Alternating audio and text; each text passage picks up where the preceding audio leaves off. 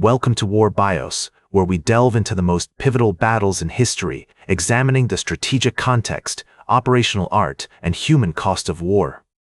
Today, we're going to explore one of the most decisive conflicts of the ancient world, the Battle of Pharsalus, fought on a scorching summer day in 48 BC. This epic clash between two Roman titans, Julius Caesar and Pompey the Great, would forever alter the course of Roman history and cement Caesar's position as one of the greatest military minds the world has ever known. The late Roman Republic was a time of great turmoil, with powerful generals and politicians vying for control of the empire. Julius Caesar, having conquered much of Gaul, had become a dominant force in Roman politics, while Pompey, his former ally and son-in-law, had aligned himself with the Optimates, a faction determined to check Caesar's growing power. The air was thick with tension as these two giants of Rome navigated the treacherous landscape of alliances, rivalries, and shifting loyalties. The seeds of conflict were sown in 49 BC, when Caesar, facing opposition from the Senate and Pompey, crossed the Rubicon River with his legions, sparking a civil war that would engulf the Roman world. This bold move was a calculated gamble, as Caesar knew that once he crossed the Rubicon, there would be no turning back. The die had been cast, and the fate of Rome hung in the balance. Pompey, who had been appointed as the commander of the eastern provinces, began to assemble a massive army, drawing troops from Asia Minor, Greece, and other regions under his control. Caesar, meanwhile, had rapidly advanced through Italy, forcing Pompey's supporters to flee or surrender. He then set his sights on Spain, where he defeated Pompey's legates, securing crucial victories that further solidified his position. As Caesar turned his attention to the east, Pompey began to mobilize his forces in Greece, aiming to crush his rival once and for all. The theater of war was ancient Greece, a land of rugged beauty and strategic importance.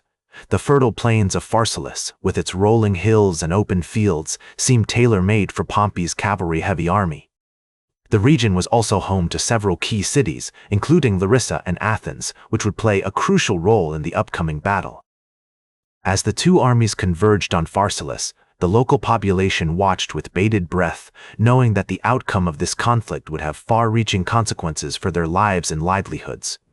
Caesar's forces, though outnumbered, were battle-hardened and disciplined, with a strong core of veterans from his Gaulish campaigns.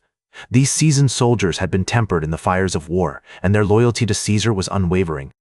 Pompey's army, on the other hand, was a diverse mix of recruits and experienced soldiers, with a significant contingent of cavalry from the eastern provinces.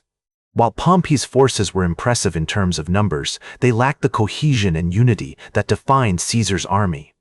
The days leading up to the battle saw both sides engaged in a series of skirmishes and maneuvers, as each general sought to outflank and disrupt his opponent's plans. Caesar, ever the master strategist, had been studying the terrain and his enemy's dispositions, searching for the perfect moment to strike. He knew that the key to victory lay not in brute force, but in clever tactics and adaptability. Pompey, meanwhile, was growing increasingly confident, convinced that his numerical superiority would ultimately prove decisive. As the two armies faced off on the scorching plains of Pharsalus, the air was heavy with anticipation, and the scent of olive groves carried on the gentle breeze. The tension was palpable, like a drawn bowstring waiting to be released. Caesar, aware of Pompey's numerical superiority, had deployed his troops in a novel formation, with his most experienced legions at the center and his weaker units on the flanks. This unorthodox arrangement was designed to neutralize Pompey's cavalry advantage, which had been a major concern for Caesar. By massing his best troops in the center, Caesar aimed to create a formidable bulwark that would anchor his line and prevent Pompey's horsemen from outflanking him. The sun beat down on the combatants as they formed up for the clash, casting long shadows across the battlefield. Pompey, confident in his numbers and the prowess of his cavalry, had arrayed his troops in a more traditional formation, with his infantry at the center and his horsemen on the wings. As the two armies drew closer, Caesar's soldiers could see the glittering armor and ornate helmets of Pompey's cavalry, which seemed to stretch on forever like a shimmering mirage. The battle began with a series of skirmishes between the two armies' light infantry and archers. Caesar's troops, seasoned by their experiences in Gaul, held their ground against the hail of arrows and slingshots, while Pompey's men began to take casualties from the accurate and intense fire. The whirring of slingstones, the thud of arrows hitting shields, and the cries of the wounded created a cacophony of chaos that would soon engulf the entire battlefield. As the morning wore on, Caesar gave the order for his center to advance, and his legions moved forward with a steady, deliberate pace, their footsteps echoing across the plain. Pompey's horsemen grew restless, eager to prove themselves against their opponents. Without waiting for the order to charge, they launched themselves at Caesar's flanks, hoping to catch his weaker units off guard. The thunder of hooves, the flash of steel, and the cries of the charging cavalry created a maelstrom of confusion that threatened to engulf Caesar's lines. However, Caesar had anticipated this move, hiding a reserve of 1,000 legionaries behind his center. As Pompey's cavalry thundered towards his flanks, Caesar gave the signal for his reserve to emerge and attack the horsemen from the side.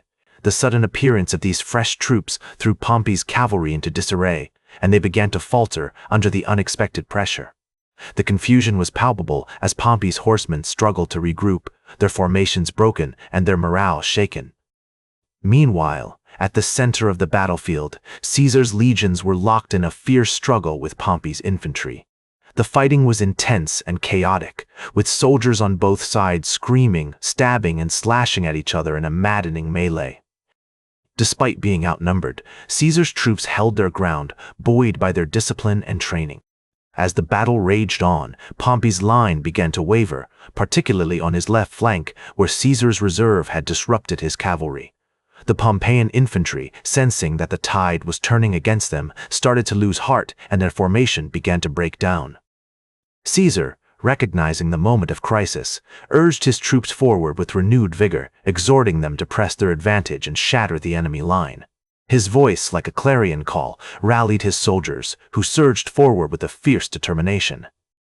As Caesar's troops surged forward like a relentless tide, Pompey's line finally broke, and his soldiers turned to flee in panic, their once disciplined formations disintegrating into a chaotic mob. The battlefield, a vast expanse of blood-soaked earth and screams, descended into an unforgiving free-for-all, with soldiers on both sides succumbing to the primal fury of combat.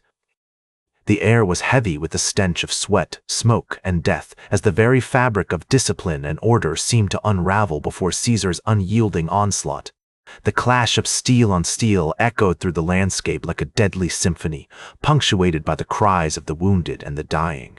As Pompey's soldiers fled in disarray, Caesar's men pursued them with merciless efficiency, cutting down any who dared to stand in their way.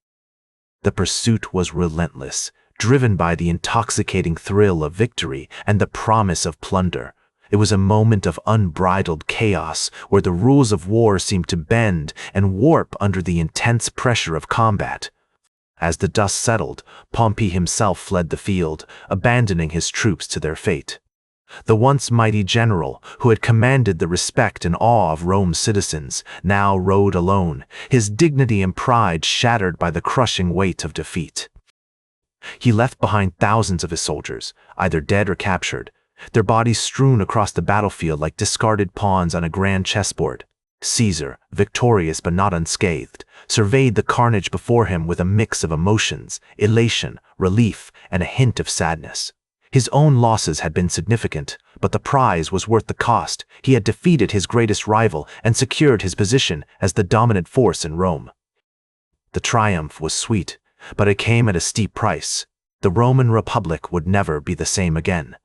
As the aftermath of Pharsalus unfolded, Pompey's supporters either faced execution, imprisonment, or forced exile. Caesar, now the undisputed master of Rome, would go on to face further challenges, including a brutal campaign in Egypt and a final, fatal confrontation with his own senators. The Battle of Pharsalus marked a turning point in Roman history, ushering in an era of imperial dominance that would last for centuries. As the great historian Edward Gibbon once observed, the Battle of Pharsalus was the decisive moment that fixed the fate of the Roman Republic. The reverberations of this conflict would be felt far beyond the battlefield, shaping the course of Western civilization, and leaving behind a legacy that continues to inspire and intrigue us to this day. That's all for today's War Bios. Remember to like, share, and subscribe, and until next time, I'm General Biography reminding you to keep marching toward victory.